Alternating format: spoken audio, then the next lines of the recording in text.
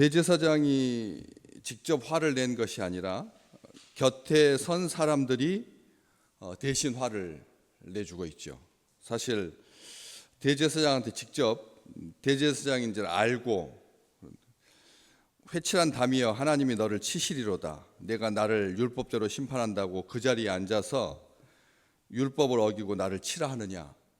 이렇게 만약 재판장을 향하여서 대제사장을 향해서 바울이 말했다라고 하면 이건 심각한 법정 모독인 거죠. 재판장한테 이런 식으로 말한다는 것 자체가 굉장히 문제가 될 수 있는 그런 표현입니다. 알고 분명히 그 위에 앉아 있는 아무리 바울이 시력이 안 좋았다고 하지만 어쨌든 그 자리에 앉아 있다고 하면 상식적으로 대제사장인 줄 알았을 거고, 본인이 어린 시절부터 다소에서 자라서 예루살렘에 그렇게 출입이 잦지 않았을지라도 예루살렘에 대제사장 하면 사람들은 다 상식적으로 알고 있고, 또 이 사람은 무려 58년경부터 48년경부터 59년 정도까지 한 12년 가까이를 현직에 있는 대제사장인데, 그 대제사장을 몰라봤다라고 핑계댈 수가 없을 만큼 그 당시에 대제사장은 한 명뿐이고 종신직이고, 그 당시에 로마가 뭐 기분 내키는 대로 이 사람 세웠다가 저 사람 세웠다고 해가지고 전직 뭐 대제사장도 있고 뭐 그 문중도 있어서 혼란스러운 시기긴 했지만, 어쨌든 이 사내들인 공회 제사장들이 다 모이는 그 속에서 대제사장의 옷은 벌써 이 품격이 다른데 얼마나 화려하고, 대제사장은 얼마나 화려하고 그 복식 자체가 딱 표시가 나게 되어 있는데, 이렇게 말하는 것도 좀 너무 3절 말씀에 있는 말씀은 굉장히 격한데, 그 4절 말씀에 그런 소리를 듣고 본인이 발끈하지 아니하고 곁에 선 사람들이 하나님의 대제사장을 네가 욕하느냐, 이렇게 옆에서 대신 이제 말을 해주고 있는 것을 보게 됩니다. 우리 같은 경우에는 그렇지 않죠. 오랫도록 국무총리가 이 국회에서 야당 의원들로부터 아주 심한 질타를 받았을 때도 우리는 잘 참는 것이 그 신사됨에, 어른됨에 그런 증거처럼 보았다가 갑자기 근래에 국무총리도 할 말을 막 한다고 해서 아주 세게 나오셔서, 그래서 주변에 있는 사람들이 놀라는 그런 경우가 있었는데, 그 정도도 놀라는데 이 아무 말도 하지 않고 있습니다. 대제사장은. 주님, 그런데 이 바울이 했던 3절 말씀이 우리가 생각할 때 하나님의 경고의 메시지냐, 회칠한 담이여 하나님이 너를 치시리로다, 저주냐, 이게 도대체 왜 이런 말을 했을까? 성경에 왜 기록됐을까?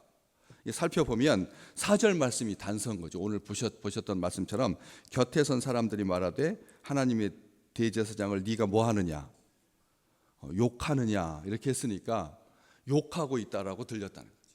욕, 저주. 우리가 생각할 때 욕하는 거야 뭐 만연된 세상을 살고 있어서 욕에 대해서 그렇게 특별한 경각심을 갖고 있지 않지만, 이스라엘 백성들에게 욕한다라고 하는 말은 저주한다는 말입니다. 저주. 이 저주라고 하는 말 그냥 뭐 공포 영화에나 나오는 그런 표현이지만, 이스라엘 백성들에게 저주의 개념은 공포의 개념이 아닙니다. 공포의 개념. 이것은 근본부터 흔들어대는 굉장한 적대감을 가지고 있는, 멸망할, 파멸에 이르는. 그래서 함부로 저주하지 않거든요. 함부로 저주하지 않습니다. 그런데 바울의 그 말을 네가 욕하느냐, 저주로 그렇게 여겼다라고 하는 것이죠. 우리 주님께서도 그런데 지상에 계실 때 그 완악한 바리새인과 서기관들을 향하여서 같은 표현을 하신 적이 있잖아요. 우리 알고 있지 않습니까? 회칠한 무덤 같다, 평토장한 무덤 같다, 평토장한 무덤 같다, 속에 더러운 것이 가득하다. 겉은 회칠을 해가지고 깨끗해 보이는데 속은 정말 담지 못할 더러운 것으로 가득 차 있다. 누가복음 11장에서 그렇게 말씀하셨는데, 또 그 한 5절 차이를 두고 그 말씀과 관련하여서 아주 정확하게 이해할 수 있도록, 잔과 대접의 겉은 깨끗한데 너희 속은 탐욕과 악독이 가득하도다, 이렇게 말씀하셨습니다. 정확하게 말씀해 주십니다. 그냥 이게 회칠한 무덤 같다, 평토장한 무덤 같다, 그럼 무슨 말씀을 하시려고 하는 건가, 이렇게 생각하지 않도록 아주 정확하게 잔과 대접에 겉은 깨끗한데 속에는 탐욕과 악독이 가득하다, 이렇게 설명을 해 주셨다는 거죠. 우리는 잔과 대접처럼 신경 많이 쓰는데 겉은 깨끗해 보이는데, 잔하고 대접이 여러분 더럽다면 그것은 그 기능을 못 하는 거잖아요. 그렇죠? 잔과 대접이 더럽다면 그 기능을 못 하는데, 우리는 겉으로 보기엔 다 기능하고 살거든. 그렇기 때문에 그런데 그 속에 보면 탐욕과 악독이 가득하다라고 말씀해 주셨습니다. 분명하게 말씀해 주셨습니다. 그렇다면 그 뉘앙스를 알고, 이게 욕한다라고 하는 것이, 이 저주가 무슨 표현인지를 듣는 사람은 정확하게 알고 있습니다. 대제사장은 지금 듣고 있는 거죠. 그래서 이 대제사장이라고 하는 이 한국어 표현이 앞에다가 클때자를 썼을 때, 클때자를 써서 큰 제사장이라고 하는 그 용어에서 볼 수 있듯이, 이스라엘 백성들에게 대제사장은 굉장히 존엄한, 존경스러운 그런 신분이고 직분인데, 히브리어 헬라어에서도 대제사장의 그 대자가 위대하다라는 뜻, 그래서 위대한 제사장, 또 기름 부음 받은 제사장, 이렇게 표현되어 있습니다. 대제사장이라고 하는 말이 위대한 제사장, 기름 부음 받은 제사장이라고 하는 그런 표현인데, 단지 구별하기를 일반 제사장하고 대제사장을 어떻게 그냥 앞에다 수식어로 위대하다, 기름 부음 받았다, 제사장도 기름 부음 받는데, 그렇기 때문에 일반 제사장과 대제사장을 구별하는 방법이 뭐냐면, 그렇게 수식어로 꾸며기도 하지만 위대한이라고 하는 말을 붙여서, 기름 부음 받은이라고 하는 말을 붙여서 그렇게 표현하기도 하지만, 뭘로 구별할 것 같습니까? 느낌이 단수와 복수로 구별합니다. 제사장들이라고 썼을 때, 이게 복수로 구별되어 있을 때 대제사장을 의미하는 것이라는 거죠. 복수냐 단수냐일 때, 단수로 썼을 때는 현직 대제사장을, 그러니까 일반 제사장하고도 벌써 구별이 될 뿐만 아니라 위대한이라고 하는 말을 써서, 위대한 뒤에다가 복수를 통해 가지고 그걸 또 구별하고 있는 거예요. 현직은 단수를 쓰고 전직은요 복수를 쓰는 겁니다. 그래서 위대한 제사장들 하면 전직 대제사장을 포함하는 거죠. 전직 대제사장뿐만 아니라 그 문중, 가문, 더 나아가서 성전의 경비대장까지도 그 범위 안에 들어갔습니다. 무슨 말인지 아시겠죠? 성전을 경비하는, 그러니까 대제사장의 직무 중에서 가장 본질이 뭐라고요? 성전을 지키는 거라는 거죠. 성전을 지킨다라고 하는 말은 단순하게 건물을 지킨다는 뜻이 아니라 이단으로부터, 이방인으로부터, 또 불순한 세력으로부터, 비진리로부터 거룩을 지키는 자가 대제사장인 거죠. 이것은 참 중요한 겁니다. 이 구약 시대 때 대제사장이 하는 일의 가장 원칙이 뭐냐? 거룩함을 지키는 거라. 거룩함을 지키는 것. 그 거룩함을 지킨다라고 하는 말에 제사장의 그 일반적인 그런 형식이 나오는 겁니다. 그 사람의 직분, 그 사람이 수행해야 할 모든 것, 그 사람이 생각하고 있는 게 뭐냐? 그 사람은 하루 종일 뭘 꿈꿔야 하느냐? 그 사람은 무엇을 향해서 나가야 되느냐? 우리가 왕 같은 제사장이라고 그랬는데 위대한 제사장도 아닙니다. 하나님께서 우리를 왕 같은 제사장이라고 베드로 사도를 통해서 우리를 일컬어 주셨는데, 그게 단순하게 아부입니까? 하나님이 우리한테 아부하시는 것입니까? 아니면 우리의 우울한 기분을 달래주기 위한 하나의 그냥 호칭에 불과합니다. 구약 시대 때 대제사장은 하나님께 속한 일에 세움받은 자를 기름 부음 받은 자니까 하나님께 속한 일에 세움 받은 자입니다. 하나님께 속한 일에, 선한 일에, 온전한 일에, 하나님께서 다스리시는 일에, 하나님께서 기뻐하시는 일에, 하나님께서 하시는 모든 놀라운 역사에 그것을 위해서 세움 받은 자가 우리다라고 하는 것이죠.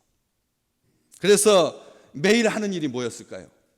매일 하는 일이 거룩이었습니다. 소제를 드려야 돼요. 매일 소제를 드리고 또 하나님의 백성들의 죄를 속하는 속죄제를 매일 하루도 빠지지 아니하고 하루도 빠지지 아니하고 소제와 속죄제를 드리는 자가 바로 이 대제사장이라는 것이죠. 특별하게 7월 10일 날 대속죄일 날 그 속죄를 아예 그냥 딱 하루를 날 잡아 가지고 7월 10일 날 대속죄, 온 국민 온 백성 하나님의 사람들을 위해서 속죄하는 그 제사를 담당했던 가장 중요한 직분이 뭐였느냐, 가장 중요한 일이 뭐였느냐, 백성의 죄를 사하는 것. 어디서 다 기억나시죠? 우리 주님께서 백성의 죄를 사하기 위해서, 자기 백성의 죄를 사하기 위해서 우리에게 오신 거잖아요. 그러니까 우리 주님은 가장 완전한 대제사장인 거죠. 완전한 대제사장입니다. 백성의 죄를 사하는 것. 그런데 구약 시대의 대제사장과 우리 주님과의 가장 큰 차별은 자기 죄를 속하고 먼저, 인간 대제사장은 자기 죄를 먼저 하나님 앞에 속죄하고 자기 죄가 있다는 거예요. 자기 죄가. 그런데 히브리서에 보면 우리 주님은 우리하고 성정이 똑같지만 다만 뭐가 없다고요? 죄가 없으시다고. 그게 가장 큰 차이인 것이죠. 그런 인간 대제사장을 향하여서 존경심을 가지고 곁에 있는 사람들이 네가 어떻게 감히 대제사장을 그렇게 모욕하느냐 이렇게 말했을까요? 진짜로 그 옆에 있던 사내들인 공회의원들이니까 같이 곁에 섰던 사람들이 다 의원들인데 이 자리에 앉아있지도 않고 앉은 사람은 대제사장이 앉아있고 나머지는 다 서 있는데 거기에서 그 서 있다라고 하는 말은 우리로 하여금 재판하는 시간이 길었다 짧았다 그렇게 길지 않았다라고 하는 것을 알 수가 있는 거죠. 그러니까 다 서서 그냥 재판해가지고 금방 끝나는 그런 속에서 옆에 있던 사람들이 진짜 존경하는 마음을 가지고 바울의 입을 치라고 하는 그 대제사장의 그 말을 따라서 하면서 정말 대제사장을 위해서 진정 대제사장이었다면 바울이 정말 욕해서는 안 되는, 저주해서는 안 되는 존재지만 혹시 허울뿐인 대제사장이 아니었나. 바울이 그런 식으로 알면서도 앉아있는데도 대제사장을 향해서 회칠한다며 이렇게 하나님께서 널 치실 거다, 율법대로 심판한다고 앉아서 율법을 어기고 나를 치느냐, 이렇게 말하지는 않았을 거라는 거죠. 직분만 대제사장이 아니었을까. 하나님께서 기대하시고 세우신 대제사장이라고 하면 영적 분별력을 가지고 겸손하게 율법대로 행하는 자였어야 되는데 그는 그렇지 않았다라고 하는 거죠. 입을 치는 아주 교활한 마음, 잔인한, 탐욕스러운, 역사가는 괜히 그가 탐욕스럽고 잔인했다, 술수에 능했다라고 쓰지 않았을 거라는 거죠. 로마에 딱 앞잡이가 돼가지고 로마의 많은 뇌물로 자기의 직분, 그러니까 한마디로 말하면 뒤에 딱 나와 있습니다. 오늘 5절 말씀에 나는 대제사장인지 알지 못했다. 성경에 분명히 기록되어 있지 않느냐. 너의 백성의 관리를 비방하지 말라고. 여기에 아주 절묘한 언어 플레이가 들어가 있는 거예요. 대제사장이라고 안 하고 뭐라고 돼 있죠? 백성의 관리라고. 성직자가 백성의 관리에 불과한 거라. 대제사장을 백성의 관리라고 말합니다. 다시 말하면 바울의 말대로 그는 단지 관리자였을 뿐이라는 거죠. 하나 차이입니다. 그 똑같은 말씀인데 어떻게 해석하느냐? 어떻게 해서 위에 있는 권세에 복종하라. 바울은 말하거든요. 로마서에 그렇게 표현해서 위에 있는 권세자들, 하나님께서 세우신 자들이니까 그래서 악할지라도 부족할지라도 겸손하게 그에게 복종해야 된다. 위에 있는 권세에 복종하라. 그 말을 이렇게 했잖아요. 그런 것처럼 여기 너의 백성의 관리를 비방하지 말라. 출애굽기 22장 28절에 기록되어 있는 말씀인데 그 말씀을 가지고 보여주듯이 그는 그냥 관리자였다는 거예요. 성전 관리자. 관리자였다라고 하는 것입니다. 오직 주님만이 우리의 큰 제사장이십니다. 히브리서 4장 15절 말씀. 우리 주님만이 우리의 큰 제사장이다. 크다라고 썼습니다. 크다라고 하는 말은 어떤 뜻입니까? 중요하다, 뛰어나다, 위대하다라는 뜻입니다. 우리 주님, 그런 큰 제사장이 우리에게 있다라고 하는 것.